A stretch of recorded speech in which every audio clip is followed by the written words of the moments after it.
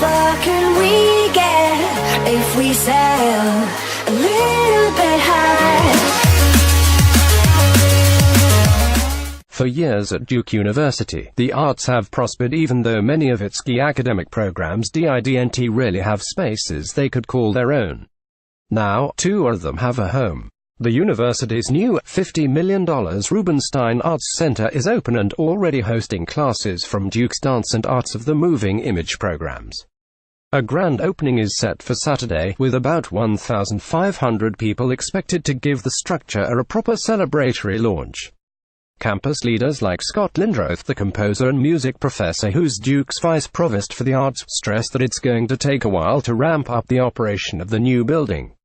But over time, it's expected to boost the fortunes not just of the two programs based there but of the entire campus arts community. The infrastructure and connectivity across the arts we can finally begin to cultivate here is exciting, Lindroth said Tuesday during a walkabout the 71,000 square foot structure. Named for former trustees chairman David Rubenstein, the private equity financier who contributed $25 million to the center, the building's been under construction since the late fall of 2015. It's more or less complete, although workers are still dealing with last-minute punch list repairs and changes. The Rubenstein Center, nicknamed by Duke officials the Ruby, stands at the corner of Campus Drive and Anderson Street, close to Duke Gardens and the National Museum of Art. It's basically a two-story facility that includes a 200-seat theater for stage shows of various types, a 100-seat theater for the visual arts program, dance studios, classrooms, a mega lab workshop and an assortment of other studio spaces for everything from dance rehearsals to sculpture installations. A lot of people had a hand in the planning of the center, but the key decision was to make it the home for dance and the arts of the moving image programs.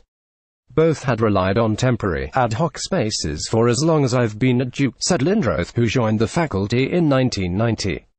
It made it difficult to get any kind of momentum or programmatic continuity, he said. It nonetheless fit a pattern at Duke of scattering its arts programs, basing some on East Campus, some on West and still others in offices near downtown, that campus leaders now hope to get away from.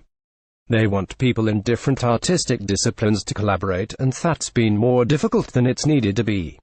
So one thing we're excited about with the Rubenstein Arts Center is not only addressing facility needs, but also to try to create a meeting space where students and faculty from all areas of the arts can come together, Lindroth said. Still, after looking around at what peer institutions have done, Duke opted for an in-between approach that stopped short of emulating the University of Chicago's decision to put the bulk of its arts programs under one roof, Browns to build a small facility that any arts professor could use provided he or she could secure funding to pay for a studio in it.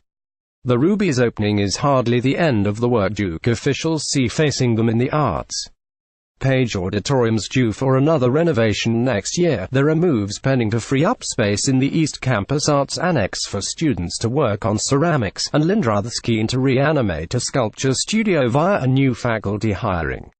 But aside from the dance program's dedicated offices and studios, the space in the Ruby is flexible enough that people should be able to come in from anywhere on campus with an arts project and secure both funding and workspace, Lindroth said. So far, the building's getting good reviews. It's beautiful, film professor Josh Gibson said as he prepped a 1988 Russian 35mm camera for a class. We've never had a dedicated teaching space like this before. Student Adam Beskind, a member of Duke's Hoofenhorn musical theater group, said there had been a lot of buzz about the building as it neared completion. Now that a lot of people are here for classes and experiencing the spaces firsthand, it's been a very positive response, he said. Hoofenhorn is getting ready to produce the musical Chicago in the Rubenstein Center's largest theater come April, and is in the midst of figuring out orchestra placement and other staging strategy issues that come with using the new room, Beskind said.